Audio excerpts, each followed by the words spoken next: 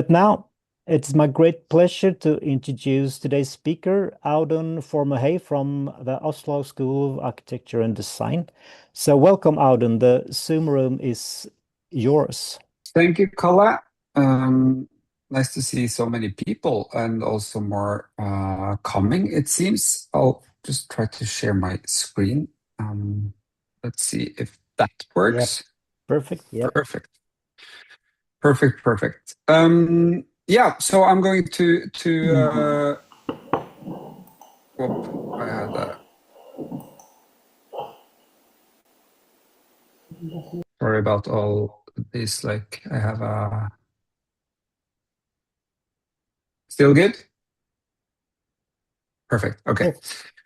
Okay, then. So I'm going to present some of the core ideas from my doctoral research, which was done at the Oslo School of Architecture and Design, where I now work as a senior researcher, and I'm also working in a big Norwegian municipality. The work is about how public service systems like healthcare, education, and social services can be designed from within. So public service systems play a central role in how we organize society, at least here in Scandinavia. Here you see a picture of my kids' school, and the place and schedule of this public service is central to how my community works. Its location and opening hours shape the everyday lives of families like mine. It influences the rhythm in our neighborhood and like how we work and when we work, who we connect with, and what we do together. So today I'm going to make an argument that the argument that just because they are entangled in people's lives, public services should be collectively and continually designed by those they affect. So building on work within child welfare, I'll argue that this can happen when people are enabled to adapt how they relate in everyday situations. And to ground what I mean with such relational adaptations, I'll give you and start with a short story from my prior work as a therapist. And this story is about my first client, who was a man in his 50s when I worked as a clinical psychologist. In his home country, he had once been a man of high status and reputation, but later he had fled torture, imprisonment, and war. So when I met him, he felt socially downgraded as a refugee in a country that felt strange to him. He struggled with a lot of the things he had been through. So me, on the other side of the table, was 26 years old, fresh out of my studies and supposed to help. And believing I understood his needs, I offered him this evidence-based trauma program.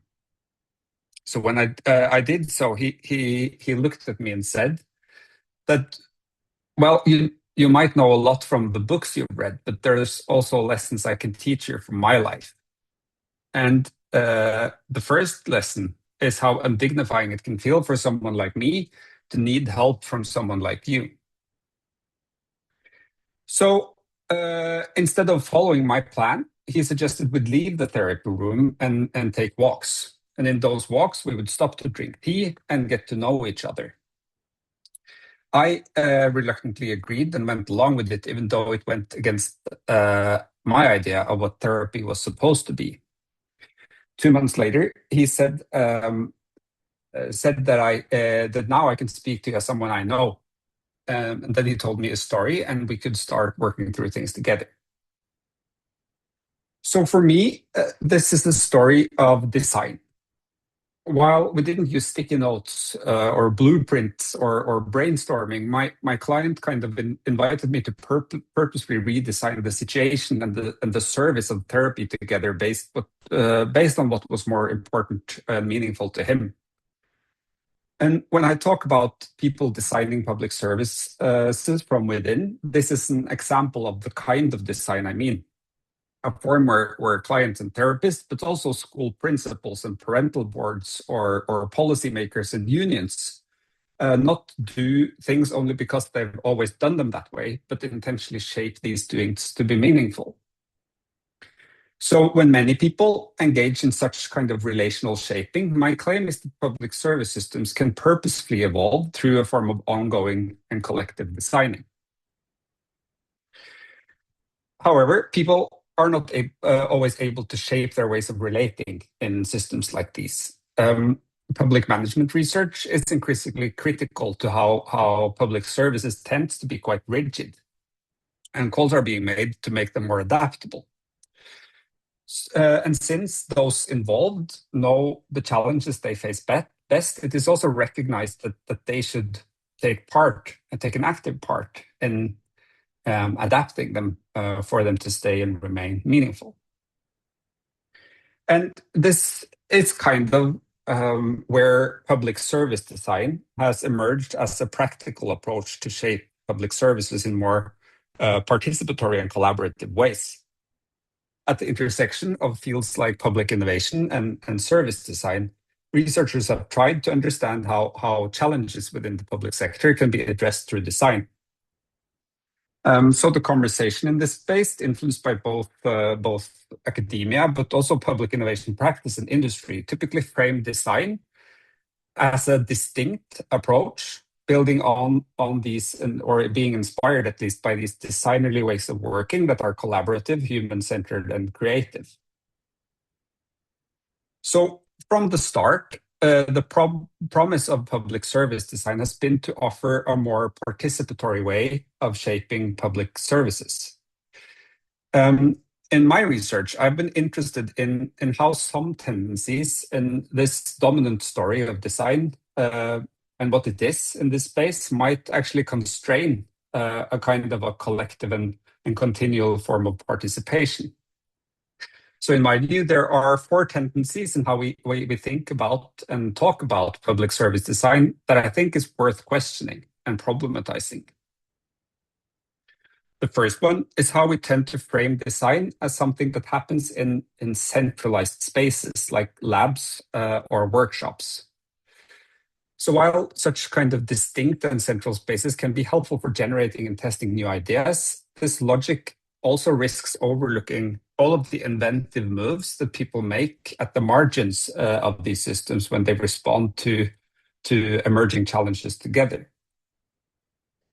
The second tendency is that the outcome of design processes, even though the processes themselves might be collaborative, often end up in pre-scripting how people should interact. So the scripts that are created, for instance, through a new service manual or a user journey, treat interaction as a kind of performance, casting people into fixed roles. And this leaves them without the ability to adapt what they do together to fit the situations they are in.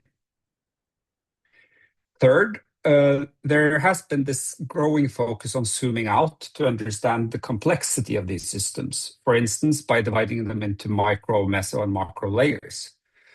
So while this zoom out can provide an overview, it also risks framing systemic issues like inequities as something to be understood and addressed at the distant, so often referred to as the system level. And my concern here is that this can constrain people in taking action to deal with these issues when they surface in their everyday real life settings. So the last and related tendency is that public service design is often organized through episodic and time-bound projects focused on delivering a solution to a defined problem. So while projects and these like episodic efforts can mobilize people, their solutions also risks producing rigidity. So too often today's solutions become the legacy systems of tomorrow. So becoming barriers for the ongoing change that is needed in these like rapidly changing societies we live in. So together, these tendencies, I think, frame design as something separate from everyday practice. And my point here is not to entirely dismiss such design. Rather, I've seen these kind of tendencies as struggles that public service design faces in achieving its participatory and also transformative aspirations and promise.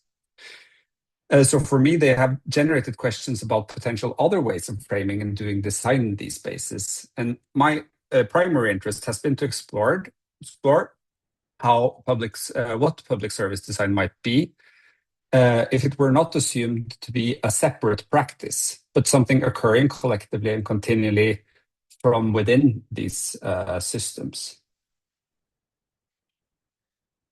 In challenging these, and I will call them assumptions of separateness, I've found relational theory helpful in opening up other ways of seeing, thinking about, and doing this form of design. First, I think these ideas offer an understanding of how new ways of doing can emerge from people's situated relations. Second, they offer for me a perspective on how such new doings can open up for broader systems change. And lastly, they offer a view on what makes public service systems public that I think have a normative implication for how we design them. So I'll spend some time on kind of unpacking those things. But first, the core of a relational view was captured by Marx, who stated that society does not consist of individuals, but express the sum of interrelations, the relations within which these individuals stand. So in other words, a relational perspective generally, I would say, bring relations to the foreground and entities like individuals to the back. Zooming in, I've drawn on relational construction that emphasizes that people and their actions are always entangled and mutually dependent. So what it means for me to be a therapist depends on what it means to be a client and so forth. At the same time, because so we are entangled and we cannot be kind of separate from another. We take roles and they are interdependent. But at the same time, because we are part of many relationships and also carry histories with us, we do relate across difference. So if we go back to the story from my early work as a therapist, my client and I brought very different backgrounds into that situation. Our expectations for how to relate didn't fit, so together we had to improvise and renegotiate how to do therapy together. And through that process, my ideas of what therapy could be changed, and maybe his did too. So in this way, on a micro level, relations between different people can be seen as these like generative spaces for reconstruction, where when we meet, taken for granted ways of doing things can be disrupted, and openings for thinking, seeing, and doing otherwise can be created. Ideas in relational sociology offers a way to understand how these small everyday openings can lead systems to change. So from this perspective, social systems are webs of relations, and system characteristics depend on the patterns in that web. So the situation we're in now, I've been invited to present my slides as a researcher, and you are listening. And afterwards, you might ask some hard questions, and I'll try to answer them. And some of you I know, some of you I don't know. And all these relations are the way in which we are doing at least part of the research system. Importantly, relations are not only direct, as like we're not in the same room, but we are kind of interacting directly right now. They are also indirect and mediate each other. So right now, for example, our interaction is mediated by people we can't see, like those developing the Zoom platform that makes it possible for us to connect. And so we're entangled in these like relations that both enable and constrain how we can do things together. And most of the time, those would stabilize each other. So because of how people do it at the Zoom company, there are certain things we can do and cannot do in this situation. But sometimes when people begin relating differently in one part of the system, it opens up possibilities for others to do other things too. And when those such kind of emerging changes take hold, system patterns begin to shift and can kind of change systems. So while these ideas provide a perspective on how systems can change from within through these like relational processes, they don't necessarily say so much about how systems can be designed. Generally, design is characterized by having a purpose. It's not random, it's intentional and directed toward something. And in public service systems, I think that leaves an important question, because what purpose or whose intention should guide how these public systems, or what direction these should be designed in or toward? For me, some 100-year-old ideas from the pragmatist philosopher John Dewey are helpful here, and I'll get to why. So Dewey has a relational view of publics, and his starting point is that in these webs that we are part of, we are interdependent. So the actions of some produce consequences for others. Dewey defined publics as all those affected by these consequences to such a degree that they find it necessary to like collectively care for them. So in other words, publics form to communicate and respond to something they experience. And I think that is different from how I like usually thought about public systems as something originating in government. While government often like coordinate our ways of dealing with things, like the having the child welfare system. It originates from a collective effort to confront a shared problem, like harm to children. And I think this way of like this reframing has implications for design. I'll get to why. So to do that, it helps understand the context of why Dewey was making this argument. His ideas on publics was written as responses to ideas of another philosopher called Walter Lippmann. Lippmann argued and was concerned that democracy was in bad shape, and that existing institutions kind of failed to make the public effective in dealing with its problems. While Dewey agreed with that, they had very different ways of going about it. So Lippmann's solution was technocratic. He claimed that because society had become too complex for ordinary people to grasp, they needed experts like scientists or administrators and so forth to lead the way and take action. Dewey agreed that people struggle to understand these problems, but he also argued that since they were the ones kind of living with the consequences of them, they held knowledge that expert would never have. So for Dewey, the challenge was one of method. And he said that like we need expertise to help us inquire into, interpret, and experiment with how we can deal with these problems together, not by someone else setting the direction for us. So if they gained methods for doing this, Dewey argued that we could have something he called creative democracies, where societies kind of collectively and continually learn how to live together through inquiry and ongoing experimentation. So I know this feels maybe like a bit of a detour, but I think this kind of debate holds the normative tensions that matters for design in public systems. So in a way, it is easy to side with Lippmann's kind of lack of faith in the effectiveness of democratic processes, especially when we deal with like the climate crisis or something else that kind of needs our urgent action. It feels like a lot of things are doing that at the moment. However, I side with Dewey in arguing that those affected by social systems should steer and maybe like need to steer how they evolve. So here is kind of the normative stance I take and also like implicate from this way of thinking about these systems, that the design of them needs to be democratic. And that means that the purpose and intention of the designing should sit with the collective that is the public. It can't be a centralized activity done by a few.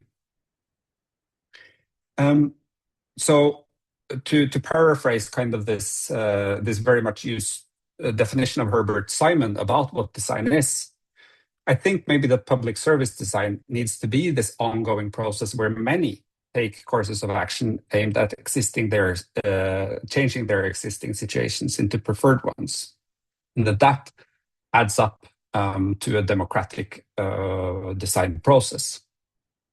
So for me, a key question become how to enable and support such a process. This is what I've been kind of exploring in the child welfare system in Norway.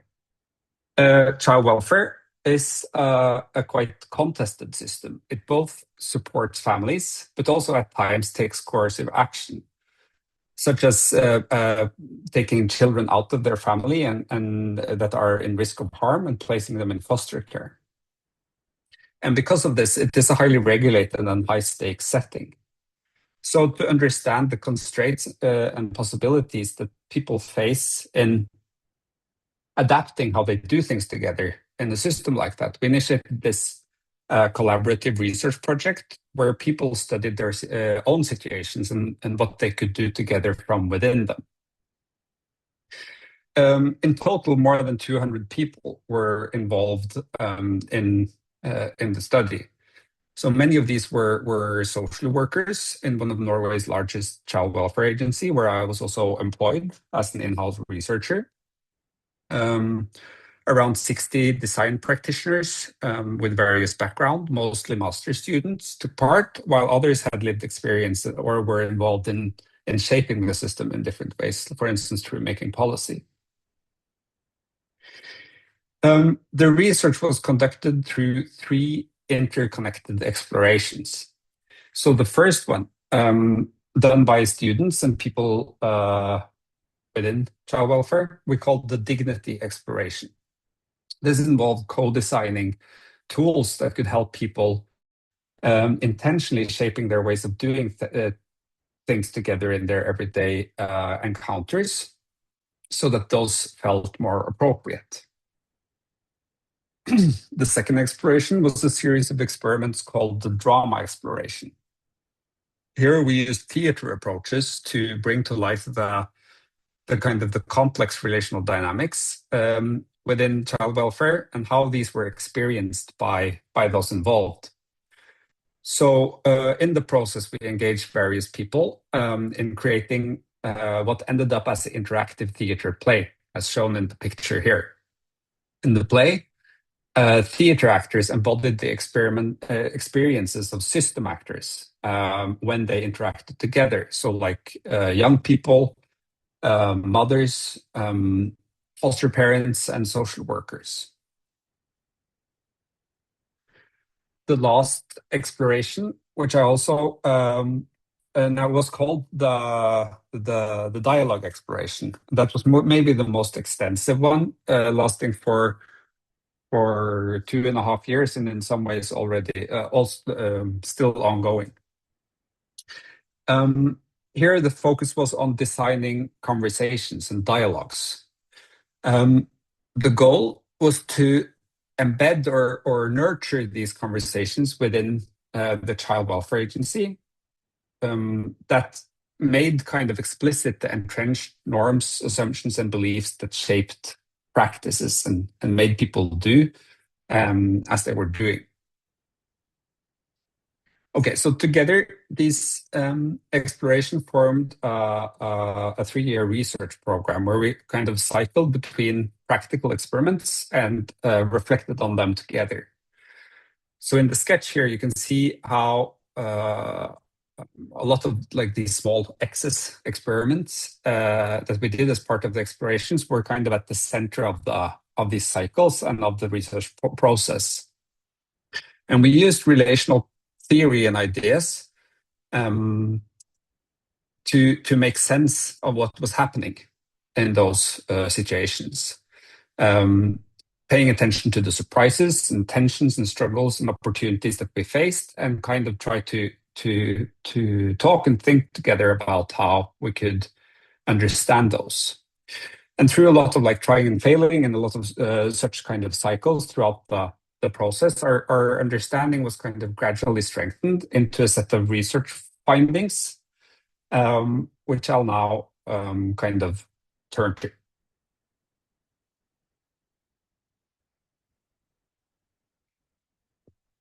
Okay. Across the explorations, people described different efforts of adaptation, like a child and a caseworker agreeing to use drawing to communicate better, or a manager purposefully sharing leadership to ease hierarchy in their organization. So we began to see these as efforts, these efforts as kind of acts of everyday designing, where people intentionally shape how they went about things together for those things to become meaningful. Yet many often also struggled and felt unable to do so. So children felt unsafe voicing their concerns, or managers were kind of caught between conflicting expectations. So to enable people in engaging in this form of design, our learnings kind of highlights that we need to build two key capacities. The first capacity is space for many to experiment with how to relate otherwise. And the second is space for collective and reflexive learning from these experiments. These capacities, in the way I think about it, at least, they kind of mirror two core mechanisms of evolution, where everyday experiments acts like these small mutations that are like popping up all the time to create kind of a range of possibilities of doing things together, while collective reflexivity acts like a selection process where people together kind of monitor and question these like existing practices and the possibilities that emerge to figure out ways of going forward together. So I think about building these capacities as kind of making evolutionary pathways for public service systems to evolve in meaningful ways based on the situations people within them experience and try to address. And to do so, I suggest we need to engage in what I call enabling practices. So the first such practice builds on the notion that people often make these innovative moves in everyday situations.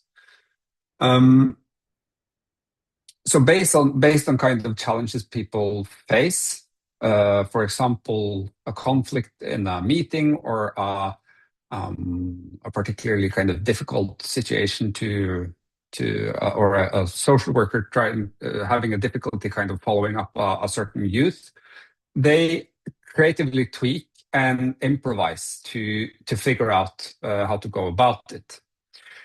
And I propose that we should maybe lean into that and move our focus from centralizing innovation efforts to nurturing this like everyday experimentation.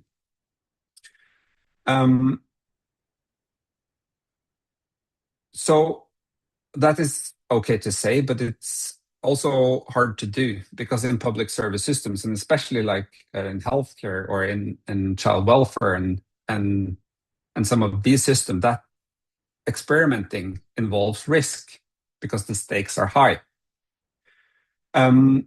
So nurturing everyday experimentation, therefore, also requires creating kind of legitimacy and support for people to conduct these small experiments within their own contexts. So we focused a lot on nurturing and thought about that as a kind of a cultural issue. Here you see a panel discussion from a mock PhD defense that I had in the Child Welfare Agency before I had my real one. So we kind of played with having a defense. I presented my thesis there, and there was this internal committee giving feedback and reflecting on the outcomes of doing this research together. And the key point was that all the experiments we had initiated had made it less scary to test new ways of doing things and challenge old ones. They argued that the cultural outcome of experimentation was more important than the outcomes. However, I'm including this picture because of a detail that you might not have noticed. So on the edge here of the picture is Mira. Mira is my boss, and along with other leaders in the organization, she kind of played a key role in enabling this like cultural shift by actively showing that small disruptions are legitimate and also valued. So for this mock defense, Mira acted as the master of ceremony. For the occasion, she had made a cape, and she wore that cape throughout her working day. And nobody had done that before. And I think with the cape, she demonstrated one example of many she had throughout our process of a different approach to kind of public administration. And I think that approach to leadership also involves these like continuous small gestures of that legitimize playing, even in a situated and a serious and regulated setting like child welfare. And I think in nurturing everyday experimentation and legitimizing that, those gestures were key.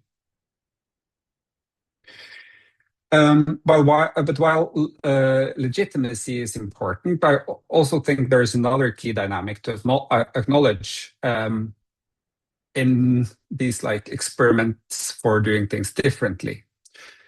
And that is that people's roles and actions and experiences are always intertwined in these systems. So if I, as a therapist, again, try to reshape what therapy is, my ability to do so depends on the client, my client's willingness to also engage differently. Without it, it's very hard. And an implication, if we want to kind of enable people to design in situated setting, is to focus less on pre-scripting their interactions, but more on helping them re-script those interactions together. And by scripts, and I've referred to that already, I mean these like shared expectations that makes our coordinated action possible. But especially in contested settings, like child welfare, you also have like conflicts of interests and perspectives that make such like joint revision hard.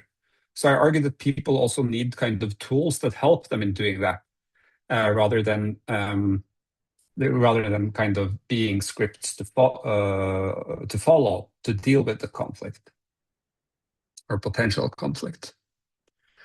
So an example of such a tool focus that we like experimented with aided to support children in becoming co-authors of these like scripts in their follow-up. So in that situation, a child would be meeting a caseworker, and the caseworker would often ask, what is important for you that I do or that we do together? And many children found that question too hard and simply said, I don't know. Frustrating also the caseworker, and both ended up in a situation where they didn't have any agencies to make it meaningful. So to help with this, a co-design team of 2 master's students and a family therapist made this book where children would draw and write their concerns and dreams and the thoughts between meetings, and they would bring that book to the meeting. And the caseworker would then, rather than asking this difficult open question, start by looking at the drawings together with the kid and ask follow-up questions based on the child's life world, and start the conversation from there. And in that sense, it was a kind of a communication tool where they would be able to kind of surface important things together. So this was one of many such kind of tools we were working on. And we experimented with how we could kind of support children, youth managers, supervisors, and caseworkers to engage in this like active way of shaping their situations. And I see this as a kind of designerly approach to enable the collective designing of many. So not by figuring out for people what or how they should relate, or making that a general thing, but equipping them to figure out that in their changing real life situations. While this like ongoing experimentation can supply these like plural ways of doing things, I think also a second capacity is important for these systems to evolve purposefully. And I call this space for collective reflexivity. In the last couple of years, reflexivity has gained a lot of attention in service design research. So reflexivity refers to people's awareness of what roles, assumptions, and beliefs that shape what they do together. So for designing, that matters because this awareness makes people able to do things differently, like with intention, rather than just doing things out of habit. However, most research has kind of focused on building such reflexivity and awareness, critical awareness, in individuals and through episodic interventions. And as we were interested in kind of enabling ongoing and collective design processes, we tried to figure out how we could make space for people to talk about, negotiate, and be aware of these things together and over time as a regular part of practice. In this work, we became quite preoccupied with how people navigate complex systems, not only through reasoning, but also through kind of felt experiences. So structural conflicts, such as power imbalances or very different like views on what's valuable, show up in how people feel when they relate. So it becomes kind of frictions or tensions between people. A caseworker, for example, who becomes afraid or uncomfortable in a heated meeting without adequate support is kind of sensing their working conditions and the structures of that directly on their body. So rather than treating these like structural issues as something to fix at that kind of a distant system level, I think we need to kind of enable people to harness those feelings, take them seriously, and also to take action together when they come up. So the caseworker who felt unsafe in the heated meeting, for example, should be able to kind of raise concerns and seek stronger co-support as part of where they are. This is also kind of building on some of the things we saw in the research, that design initiatives or people taking action often emerge from this like felt unease or friction with existing practices rather than from kind of deliberate reasoning. In this drama exploration, we explored how to make people aware and also like engage with these frictions by making them tangible, but not by flattening them into kind of words or maps, but by showing and inviting into how they were emotionally felt in people's relations. So we did that by making a play where kind of these tensions were embodied. But an important part of that play was trying to spark conversations about these underlying assumptions and norms that shape the system among a lot of people. So one of these attempts focused on how family logics shape practices in the system. To do so, we staged a political fair where politicians, played by theater actors, advocated for different family models, so views on family, in conversation with more than 800 people participating. Here, for instance, you see the Volvo party advocating for kind of a nuclear family logic, fitting into a safe Scandinavian car with two seats in the front and two seats in the back. We also had other parties like the Dyadic Mother and Child Party, the Village Party, which kind of represented an extended logic of family and care, and the patriarchy, which you see here. After interacting with the politicians and listening to a staged debate between them, all participants casted their vote for what party they felt was closest to what they associated with family. The Volvo party got 71% of the votes from the Child Welfare Agency. And I wouldn't treat this as rigorous quantitative research at all, but did spark conversations across the organization about how dominant views of family shapes their practice. So, for example, people began questioning how a nuclear family logic made it logical to move children at risk from their own nuclear family into nuclear family foster families when at risk. And later, those conversations kind of opened an interest for exploring other ways of thinking about that. So exploring more network-based approaches, for example, where one would, instead of taking the children and moving them between nuclear families, you could move the family into a network of other families and supporting care in that way. So from a relational perspective, how we do things is always kind of shaped by these norms, assumptions, and beliefs, like the one I was talking about now, about family. At the same time, these norms and assumptions are also created and reshaped through how we do things together. So here, Hubbe has illustrated this work, illustrated through the idea of people walking along a path. So the path guides where they walk, but it is also formed by their collective walking on it. This means that social structures are always in the making, and they're in the making of what people do together. They can change when people begin to interact differently, or metaphorically, when they start walking in new directions. But it is always their joint walking or joint doings that makes up the social structures. And I stay with this because I think it has a practical implication of design. So the theater thing we did was an episodic intervention. We did it once. But I think a more important question, in a way, if we're going to kind of enable this ongoing designing,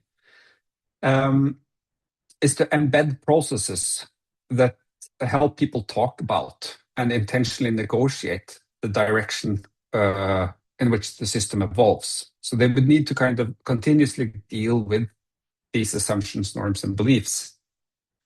And so I suggest that as a kind of embedding kind of collective reflexive practices in which people are intentionally shaping these things together over time. But and a lot of the things we tried to do in child welfare was like aimed at that. So how can we have these critical dialogues as integrated part of our working? But that was tricky because reflexivity also involves questioning and critically engaging with what we take for granted, current structures. And to sustain that as a collective practice, it required those very structures that was questioned to kind of value that questioning itself. So it's a paradox. Through trying and failing with how to go about that, we learned that collective reflexivity, if sustained, has to be perceived as this like constructive disruption. Disruptive in the sense that people are challenged and gain new perspectives, but also constructive in the sense that these like new ideas or critical questions are not exaggerated in a way where they are delegitimized or shut down. So trying to strike that balance, we designed what we called reflexive forums. And in these forums, which are still ongoing in the child welfare organization. 150 social workers meets in groups every third week to discuss and engage with these like provocative statements about their own culture, their own shared norms, assumptions, and beliefs. And we work to set up that forum and that conversation in a specific format to hold these like constructive disruptions. So participants would be part of making the provocations and then alternating like, a bit like a fishbowl format or a reflective team between kind of listening to peers and joining the dialogue themselves. And we tested out and tweaked that for a long time, but 1.5 years after we kind of implemented it as a joint ongoing practice, surveys show that that the social workers experience kind of the organizational culture as more open and comfortable, and are more comfortable with having critical dialogue. Okay, so to sum up, I suggest that these kind of ways of thinking about enabling practices address some of the current struggles we have in how public service design is dominantly talked and thought about. While they are not necessarily exhaustive, the ones I've been talking about today, I argue that these like enabling focuses can help move beyond constraining towards enabling collective actors to engage in these like continual design processes from within. And to lift things up a bit, what I'm trying to do here is to reframe public service design from something that is done by a few, often in these like time-bound processes, to something that is continuous and collective. And I think that reframing is important for 3 reasons. First, it recognizes that public service systems are public. Therefore, and as I talked about, therefore they must kind of evolve as these living democratic systems shaped by those they affect. So I think we should embrace kind of the living, messy process of that, where people steer the direction in which these systems grow through their ongoing and joint experimentation. Secondly, if design is about taking action to change existing situations into preferred ones, most design is done under other names. And I think it's important to understand such design, and maybe particularly how it unfolds in people's everyday encounters. For the design disciplines, this can help outline a role for design professionals and practitioners of what is in other contexts called meta design, aimed not at designing for what people should do, but designing for people to design that themselves, which is an important contribution. And I think building expertise and cultures for such practices in public systems is important to figure out how to do better. And the last point is that we often talk about design and innovation in terms of general change and improvement. In settings like child welfare, people bring a wide range of unique histories and scars. Making systems like these meaningful and appropriate is often a matter of adapting to the particular then, rather than improving the general. So child welfare, like education or healthcare, need to sometimes be many, many things, different things, depending on who's involved. And if we enable and focus on enabling the plural design of many, people like myself and those I've worked with can maybe like be able to make how we do things together a bit more right in these contexts. I am very aware, however, that public managers, practitioners, and professional designers all are embedded in systems whose dynamics make an approach like the one I'm proposing here easier said than done. So I therefore want to make kind of a last stop to consider some of the tensions that show up in the relation between design as a discipline and the public sector. And as these are relational, I don't think they are anyone's fault, but I think they generate questions that consistent with what I've argued for. Here needs kind of a collective attention and experimentation. So the first tension I see is that design is often reified as this distinct thing in these settings. For instance, in a recent Norwegian book, researchers critiqued projects funded through a design incentive program in Norway for rarely producing lasting implemented change. In the following debate, the program manager's response was, quote, "Service design works, but like all methods, you have to do it right." And in a sense, both those arguments reflect the same kind of underlying assumption that design is something discrete that can be applied correctly or incorrectly and judged as effective or ineffective as a thing. So instead of staying with that framing, I think we need to find ways for the public sector to name and legitimize the forms of designing that are already happening, often under very different names. And taking myself as an example, I believe the public sector can learn a lot from how already existing practices from the design discipline and how they can kind of do those shaping practices better. On the other hand, I believe also that that the design discipline needs to experiment with how we can engage with like other forms of designing in a way that opens them up rather than outcrowd them as something else than design. And in doing so, I think it's important that we don't assume that design knows better how to do design, but also learn from how other practices engage with kind of the politics and conflicts and plurality that characterize public systems. The second tension is how public service design is organized. And I'm going to talk a bit from my Norwegian perspective here, and that might be different for the different participants in the room.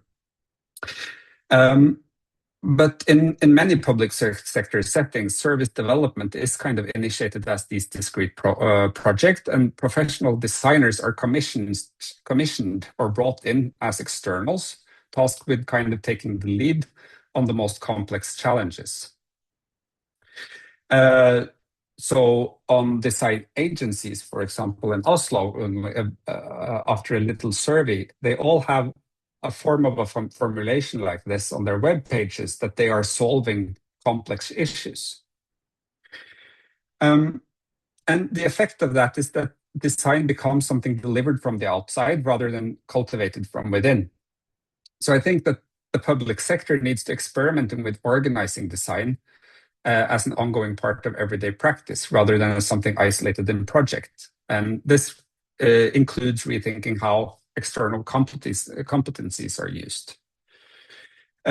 Within the design discipline, there is a need to explore business models and organizational forms that enable like these more durable and long-term relationships that can strengthen capacities over time.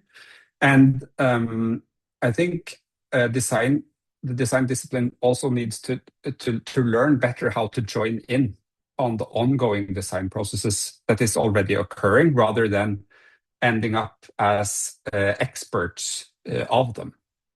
And I know that like this is organized in different ways, and also in Norway there is a movement towards kind of organizing design in in-house roles that might be kind of an important or a right direction to go. But this is up to figure out, I think. To round off, I thought about like making one final reflection before we open the room. And that is, in my work, I've been trying to kind of work with design while recognizing relationality. For me, relationality is generative in the sense that it questions the assumptions of separateness in current ways of framing design, like users being separate from providers, projects being separate from everyday practice, or even designers being separate from others. And I think in the time of increasing polarization, extraction, and consumption, I think it is important that we try to challenge this assumption of separateness, and rather recognize how we are entangled with one another and our planet and the system we are creating together. So for me, a relational situated view offers kind of an alternative that opens up for these more hopeful ways of figuring things out together. So I'm going to end there and say thank you. Then we can open up for any questions or comments and critiques. Thank you very much, Audun. Great presentation. And maybe if you stop your sharing and I will release you from the spotlight, then we hopefully can see each other. And let's take up the discussion.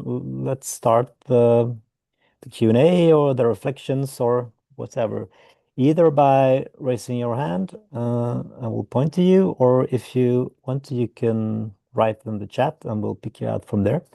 So please, who's first in this reflection part?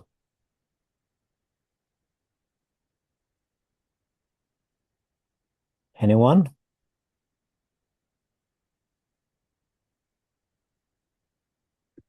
Yeah, please, Fergus.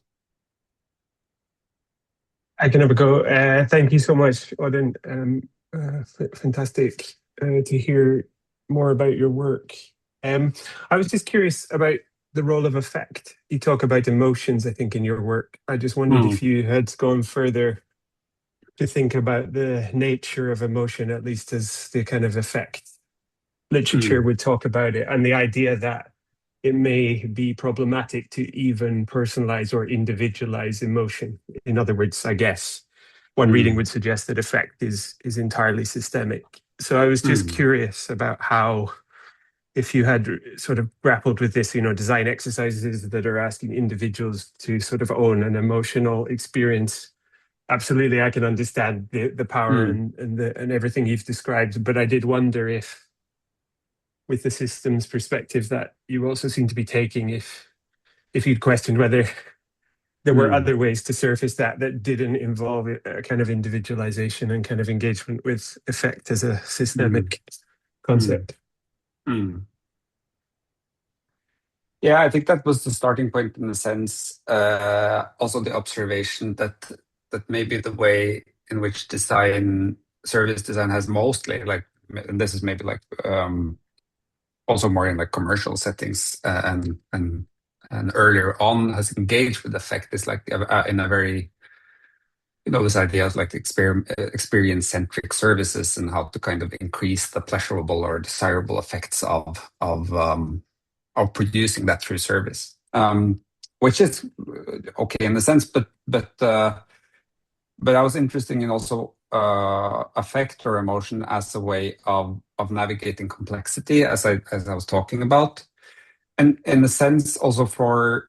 Remember, we worked with design students in this, like engaging with the child welfare system, and they were like interviewing different people and engaging in collaborating with different people. For example, mothers who had lost or had lost custody of their children involuntarily, and they were kind of making these maps and trying to catch kind of their experiences, but also came back with like a frustration of like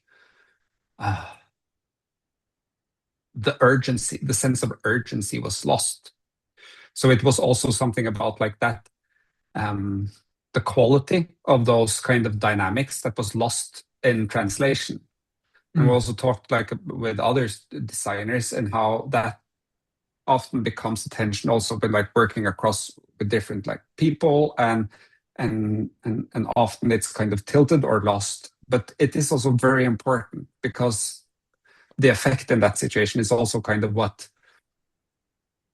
says something about the reality of it. So that was why we kind of engaged with this theater thing and wondered if we could kind of work more actively with that. So going back to you were asking how we worked with it as a relational thing, and so I gave some examples now, but in the process up to making the theater play, we also had like these interactive collaborative workshops using forum theater, and one of those would be those same mothers being invited into kind of prototyping. I don't know if people know forum theater, but you kind of sit together and you play out different scenarios and test your way with like participatory directing of the situation. So the situation that they were working on was how should the encounter between the social worker and a mother be in a respectful, dignified way. And they had very clear ideas about that from the start. And then we had like, these actors to play it out. But then when they observed that, that felt wrong. It became like, this is completely wrong. It doesn't feel right. And they had to make like 8 different iterations or something to come close to something that was felt like more dignified. So there is kind of this link, and from that became quite preoccupied with like harnessing kind of those that as a feedback system in a very, very complex situation on how to get things to relate right. That makes sense. No, I mean, this is fantastic, and those are really great additional examples. So thank you so much. But no, I mean, I really take a lot from what you've described about either the theatre, so seeing other bodily representations or other social interactions to give you that reflexivity of your own experience. And then I suppose the more conventional kind of material explorations that we also talk a lot about as designers of different ways of externalizing things to then reflect on them or to give others a chance to empathize with them. So no, thank you so much for this work. It's really inspiring. Thank you for the question. Thank you, Fergus. Do we have anyone else who has a kind of reflection or question to Audun or about this? Yeah, please. Aiuti, Alessandro. Hello, do you hear me? Yes. Yes. First of all, thank you. Really, I love your work. Really interesting, especially because I study acting, and I think that this type of interaction is really powerful, put in different booths. But I question myself, like child welfare is, for example, is a service where there is a really close relation between the actors, and how this can change, for example, with the public transportation, when there are like the interaction are fast, personal, and there is also mediation between like technology, the structure of the transportation, and also there is the need of efficiency and thank you. Yeah. I think that's a really hard question. I hate when people start talking or like asking about the transportation system because it's so hard to answer. I'm sorry. No. You're good. I think it's a good question. And in general, I think, or what I have thought a lot about is how the way in which we digitize a lot of these systems at the moment also tends to kind of reduce the relational friction so we don't get to engage with it. I don't know like how that would like fit into the transportation system, but that we kind of lack. I think there is a need to kind of have a form of like connection and to have something emerging from it. So if we are designing with the goal of like taking away particularly like the friction between people in these public systems, and we're also like we're depoliticizing them, we are removing kind of conflicts that might be like generative and so forth. So for example, in the healthcare, which is a bit like easier for me to relate to, at least with how like a lot of things are digitized there, I'm like quite skeptical of that because I think it enables us to learn in certain ways at least. But then again, I think the transportation system is really interesting because it is also about relating, right? So it is like transporting bodies, and it is also a form of relation. So I don't know if you have, do you have thoughts about that also, because like from where is the question coming from? No, I live in Rome, and for example, there are a lot of friction between driver and passenger, like people yelling at each other. Yeah. So I'm starting to study this area. So I was curious about it because really was really fascinating. But yeah, there are connection, and for example, is a point of like they construct the service and rebuild it. For example, a colleague of mine that is from Bulgaria, and of course you can improve the system, spending more money and I don't know, using more buses. But Yeah. for example, they try to change the approach of the driver with with the public, the user that are going to use the service. That's what's interesting. But thank Yeah, you. cool. Thank you, Alessandro. And we'll have Anna up next.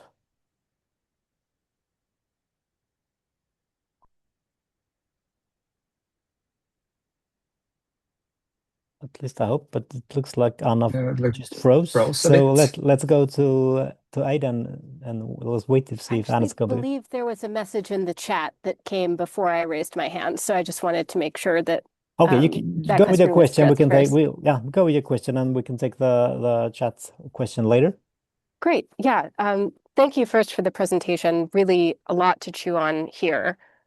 I think one thing that struck me about kind of your work on opening spaces for reflexivity, thinking about kind of generating novel ideas or opportunities for tailoring, like tailoring or specifying these interactions, felt like it came from within the organization or within the department.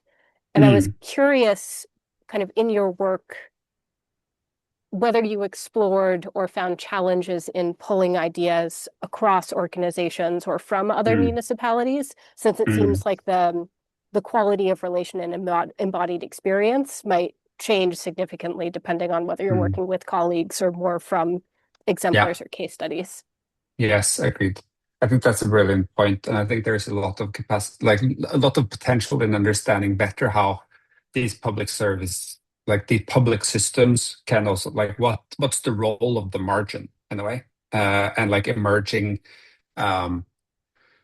critiques, ideas, mirrorings that is not necessarily provided from what we would think about us within the organization, at least. And I think like my work has been very situated within the organization, so I think that isn't its strength at all. But I wonder what are kind of activist practices, for example, that could support these processes and not necessarily be an either or, but how can those kind of live together, etc. So I think that's an interesting point. One reflection from my work is that, so in this theater play, I'm referring back to that again, but like one of the, in Norway, child welfare is very contested. You also have like protests around Europe for like how that system is. And you have also these very harsh groups on Facebook, for example, where people post both their stories but also very critical kind of critiques of the child welfare system. So in the play we made one character based on internet material, kind of voicing those perspectives, and that was very harsh. And initially, my leader, for example, was quite concerned about us doing that. Not necessarily because of the matter of like that being shown, it's very visible already, but also what it would do to the social workers who is also being kind of abused in these things. So it's a sensitive thing on all sides.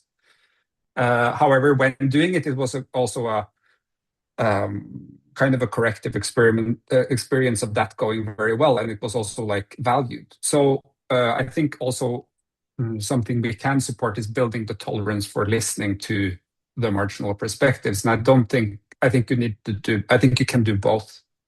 And a part of collective reflexivity is the capacity to hold on to such perspectives too, and not dismiss them. So I'm interested in practices around that, but I haven't figured that out. So that's brilliant if we can do that more. Good question. Thank you. And let's try with Anna this time, and let's keep our fingers crossed. Exactly. Yeah, now it works. It's working. Thanks. Apologies for just a second ago. Yeah, my question was, so first of all, thank you for the use case. I work in immigration, and so I see a lot of like parallels between what you've done, also a very contested environment with a lot of emotions and humanity and ethical dilemmas involved. Yeah. So I was wondering actually how while going through all of this process, how did you relate these new practices to things like success metrics, reporting, and ultimately the objectives of the policies? Because we know that like especially in these contexts that are like super highly debated, usually politicians tend like they have like, you know, this tendency of just making statements like, yeah, we're going to cut costs because this or that. So how do you relate these practices that are very much based on relations indeed to the strict objectives or the strict statements that sometimes come from the top? Yeah, brilliant question. Haven't figured it out. Like I think that's a huge I think that's very, very important to understand better and how to, because also in child welfare, the metrics or how quality assurance is being done is not at all kind of tailored to adaptation and plurality. It is rather the other way around. So in my organization, it started off as it's a quite resourced organization, and also had like very high well-performing metrics when it started, and was also very proud of that. I think the change I've seen is that they don't care so much about that anymore. But that is more how they relate to the metrics. So they're not like breaking the law, but still they're not. It's not a goal to be the best municipality on like the metrics in Norway. I think they would not see that as positive, if that makes sense. So sometimes you have to not do things in time because that's the right timing to do it. But that's internal, so it's more like how you relate to the metrics and those structures rather than changing the structures themselves, which I haven't engaged so much about. We're doing a research project now where that is one of the work packages. So how can we kind of engage with these like more structural questions? You have interesting approaches to doing that. Been inspired by what's an approach called the most significant change, for example, which is more like this developmental evaluation where people participate in saying what the changes they've seen are, and then together prioritize, but also have to kind of make explicit why they think some outcomes are more important than others, and that feed into like new cycles of learning. So that's like moving things a bit like more in that direction probably is, or I think is interesting. But yeah, let's figure that out too. Thank you. Thank I you. know we're out of time, but we have a really interesting reflection in the chat, a question in the chat, and we'll have that one before we leave this session. And it's from Siddharth, who writes that adopting a relation-centric approach, and is it fair to say that changes to relations and social structures are emergent outcomes from designing more fundamental or low-level service components like conversations, interaction, values over time? Or would you advocate that we see relationships as a fundamental unit?